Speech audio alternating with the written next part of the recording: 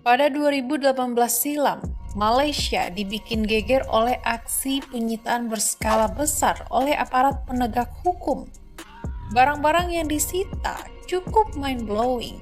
Emas senilai 1,6 juta US dollar, 12.000 perhiasan dengan salah satu yang paling mahal yakni kalung seharga 1,6 juta US dollar. Kemudian ada 423 jam tangan, 234 pasang kacamata, serta 567 tas. 272 diantaranya adalah Hermes. Oke, ngomong-ngomong soal Hermes, ini namanya The Birkin. Namanya terinspirasi dari aktris dan penyanyi asal Inggris Jane Birkin yang jadi primadona fashion era 1980-an. Alkisah, pada 1984, Birkin tengah berada dalam satu pesawat rute Paris-London bersama John Louis Dumas, pemilik Hermes. Birkin sedikit ngeluh ke Dumas. Dia nggak bisa dapat tas yang cocok untuk penuhi kebutuhannya sebagai mamah muda. Dari situ, Dumas nangkep kesempatan dan jadilah salah satu produk Hermes yang paling ikonik. The Birkin kemudian berkembang sampai-sampai ia muncul bukan dalam gelaran fashion show lagi, tapi ini. Ya, dalam pusaran kasus skandal korupsi 1MDB di Malaysia. Tas Hermes Birkin itu yang turut diambil polisi-polisi tadi milik seseorang bernama Rosmah Mansur. Publik mengenalnya sebagai istri dari pesakitan utama yang juga mantan PM Malaysia, Najib Razak. Dia yang bikin aparat Malaysia lembur 3 hari untuk menghitung nilai dari semua aset yang disita. Kamu pengen tahu berapa nilainya? 273 juta US dollar atau 4 triliun rupiah. Mari kita sedikit flashback buat tahu gimana Rosmah bisa hedon banget nih. Ini tahun ketika 1MDB didirikan oleh Najib. Tujuannya menarik investasi sebesar-besarnya untuk pembangunan di Malaysia. Najib juga meminta bantuan Jolau, Taipan asal Penang, untuk merumuskan formula agar 1MDB bisa berjalan secara ideal. Tapi kecurigaan mulai muncul tatkala 1MDB punya utang menumpuk.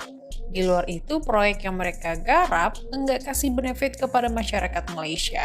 Pada 2015, Wall Street Journal merilis laporan yang sebut ada aliran dana dari luar yang masuk ke rekeningnya. Jumlahnya nggak main-main, 700 juta US dollar.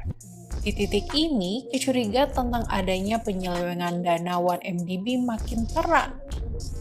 Modusnya kurang lebih kayak begini. Najib menggelembungkan dana proyek atau obligasi di 1MDB. Dana hasil penggelembungan itu kemudian disimpan di perusahaan cangkang di wilayah-wilayah tax haven macam Cayman Island.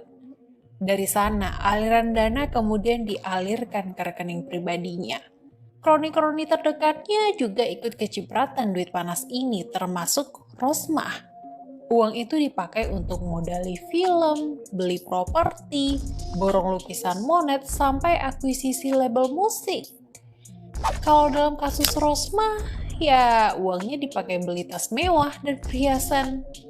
Ini merujuk pada temuan Wall Street Journal pada 2015 yang bilang kalau tagihan kartu kredit Rosmah ketika belanja di London, New York, dan kota-kota lainnya bisa tembus 6 juta US dollar.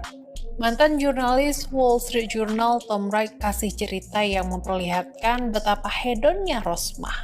Pada 2014, setelah temui Barack Obama di Hawaii, Najib harus pulang karena di Malaysia ada banjir. Rosmah marah sebab liburannya jadi terpangkas. Nah, nggak mau kena marah lebih lama, Najib kasih kado perhiasan dari Chanel seharga 130.000 US dollar. Perhiasan ini dibeli di toko Chanel yang ada di Alam Wana Center, Hawaii. Duit buat beli perhiasan itu diambil dari dana 1MDB yang masuk rekening Najib. Najib sendiri menolak kalau barang mewah milik Rosmah dibeli dari uang 1MDB. Sementara Rosmah juga demikian, tegaskan kalau perhiasan miliknya dibeli dengan uang tabungan. Tapi hasil investigasi dan putusan pengadilan berkata lain. Najib misalnya, divonis 12 tahun penjara karena dianggap bertanggung jawab atas kerugian sebesar 4,5 miliar US dollar yang dialami 1MDB.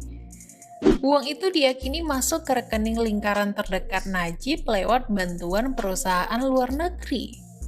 Rosmah sendiri dituntut bertanggung jawab atas 17 kasus pencucian uang. Yang terjadi pada Rosmah sebetulnya bukan hal yang asing di Asia Tenggara. Kita dulu mengenal Imelda Marcos, First Lady Filipina di era Ferdinand Marcos yang terkenal dengan gaya hidup hedon. Imelda, ambil contoh, punya ribuan pasang sepatu yang ia simpan selama jadi ibu negara. Ia juga demen banget beli perhiasan mewah kayak Bulgari seharga 1,43 juta US dollar. Kesaksian jurnalis Roger Wolman pernah menyebut bahwa Imelda pernah habiskan 7 juta US dollar dalam rentang waktu 3 bulan. Semua dipakai untuk beli barang-barang mewah, dari spray, piranti makan, hingga lukisan Michelangelo. Apakah Imelda bisa hedon karena uang runtuh dari langit? Tentu saja enggak. Perputaran duit di era Marcos dipupuk lewat skema jaringan yang dibangun rezim dengan para kroni. Mereka menguasai aset negara, investasi asing, hingga proyek-proyek pembangunan. Ada bagian yang wajib disetorkan ke Marcos bila ingin semua berjalan lancar. Uang itu lalu disebar ke bermacam bentuk, dari properti, simpanan di bank asing, sampai barang-barang mewah kayak punya Imelda. Marcos sendiri kemudian jadi terdakwa atas 40 kasus perdata terkait kekayaan haram itu. Tapi, vonis hukuman enggak pernah ia terima sebab sudah lebih dulu meninggal dunia pada 1989.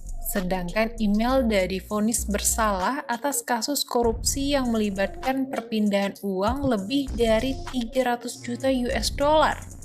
Saat ia ada di lingkaran pemerintahan Marcos, hukumannya bisa belasan tahun penjara. Tapi Imelda mengajukan banding. Gejala kronik kapitalisme bisa jadi analisis mengapa kasus hedon dengan uang negara bisa muncul di Asia Tenggara. Kekuatan politik yang terpusat menyediakan bermacam kesempatan untuk memperkaya diri, termasuk dengan kroni-kroni yang sudah dipilih. Dalam konteks ini, sosok istri seperti Rosmah dan Imelda enggak cuma jadi first lady tapi juga mitra strategis. Imelda misalnya punya peran penting dalam mengatur persebaran uang Marcos ke banyak lembaga dan bank di luar negeri. Sementara Rosmah juga terlibat langsung dalam proyek-proyek krusial di era Najib sampai akhirnya ia jadi terdakwa dalam kasus suap proyek panel surya di Sarawak. Imelda Marcos masih hidup sampai sekarang dan menyaksikan anaknya Bongbong jadi presiden Filipina. Dia juga nggak masuk penjara sehubungan kasus yang pernah menyeretnya. Hebat ya!